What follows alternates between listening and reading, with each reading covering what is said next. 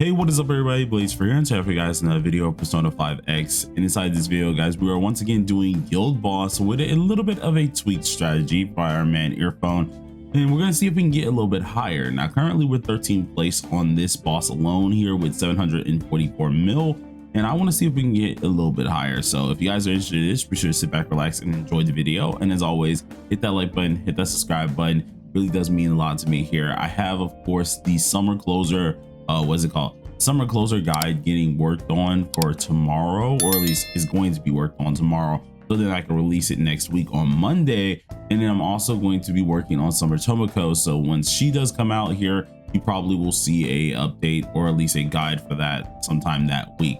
So look forward to those type of videos here, and let's just get straight into it.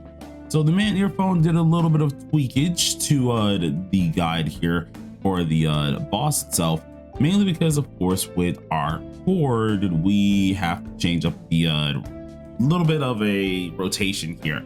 Now, this primarily is a whole system that if we had maybe a A6 Futaba or A6 Win, we very well could do something a little bit different.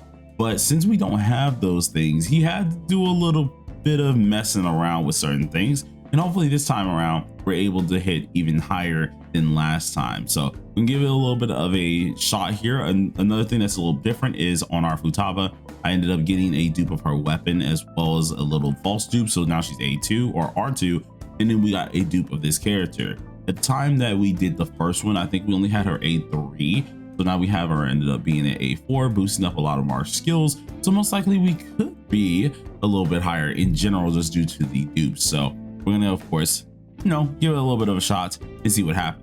Well, first things first here, we already have the open lock on our health here. We don't have to really worry anything about that. Let's go over to our Vishnu, and we're going to use our skill 1 off that, and then go to our Win and use her skill 1 once again as well.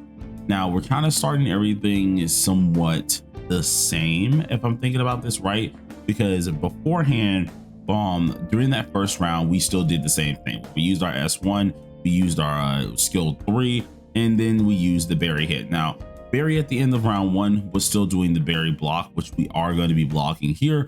On round 2 is, I think, where things get a little bit different, because we used to do berry highlight into Vishnu as well as everything else to our skill 1s. Actually no, it's actually the same for that, so never mind, we're still looking good, especially when it comes down to that. I thought he was ended up going to change that, but looks like we're actually going to be doing something a wee bit different. So kind of interesting. I thought he would genuinely change that. It looks like our meta thing does not really change until we hit round 3-ish by the looks of it, or round 4. So it's gonna be a very intriguing type of little fight. Hopefully we don't kill the boss, because we are keeping it on keeping his health open.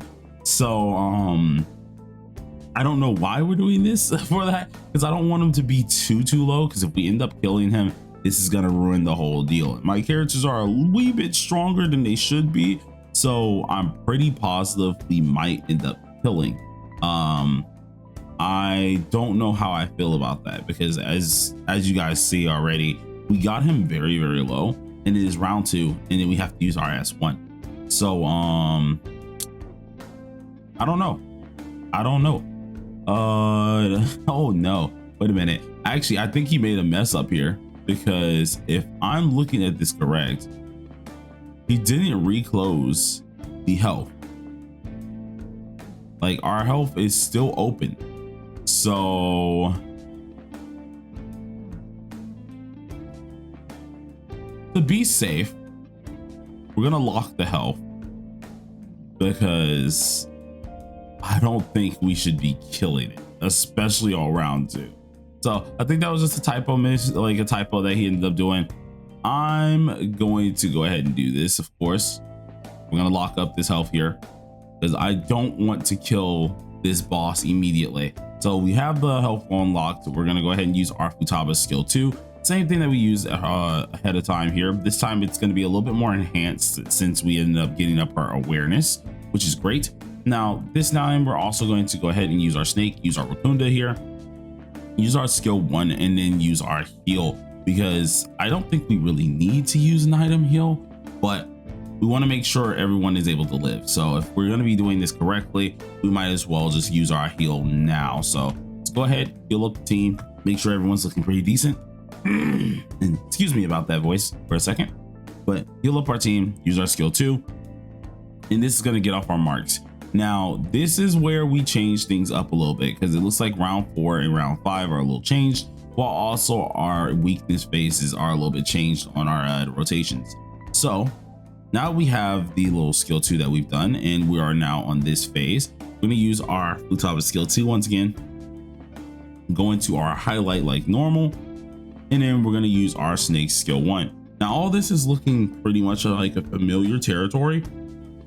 I thought it was going to be drastically different, but he did say he was only tweaking a small bit of things when it came down to this little rotation. So if we can hit a little bit higher, well, I say a little bit higher, but way higher, this will be freaking great. So let's use our skill 3 here, get this buff on off, use our skill 2 on Barry, because at first we were not using skill 2 on Barry. We were actually using our skill 3, I think, again, or either we were using our skill 1.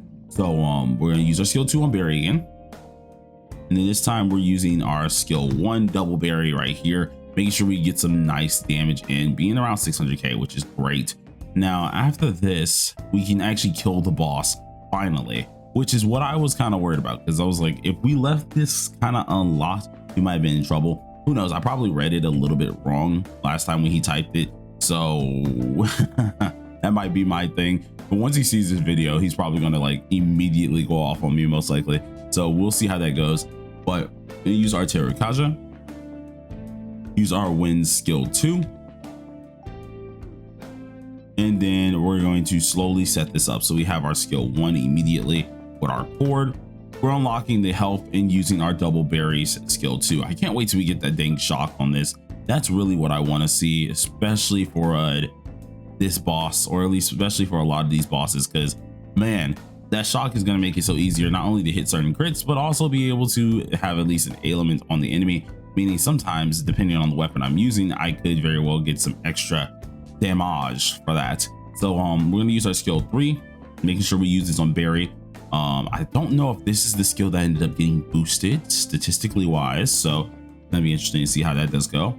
Use our highlight here, and then this is where we have to change it up again. So we go to Wonder, use our Vishnu skill 1, and then we're going to use our wind skill 3, going into the cord skill 3 for Barry, into a double Barry skill 3 as well.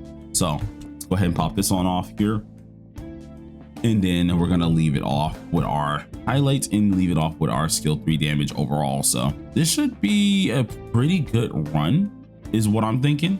I'm hoping, or who I say thinking, but yeah, I'm really hoping it's just a good skill, a good little run here, because if I'm right, I think we are getting a little bit more than the last time.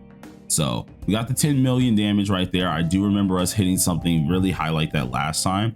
And then we're going to go to our Yonosik, use Rebellion, use our wind skill 2, and now we use cord skill 1. So hopefully this does work out just a wee bit more here than the last time. And this is where we kind of spam a little bit on our highlights. So use our first highlight, then we go into our double berry highlight, and then use our skill 3, which is already dealing a ton of damage. You guys can kind of already see what the heck is happening here, but use this into our last skill, which is going to be the skill 3, which gotta love the amount of damage that we're really able to get off with this here.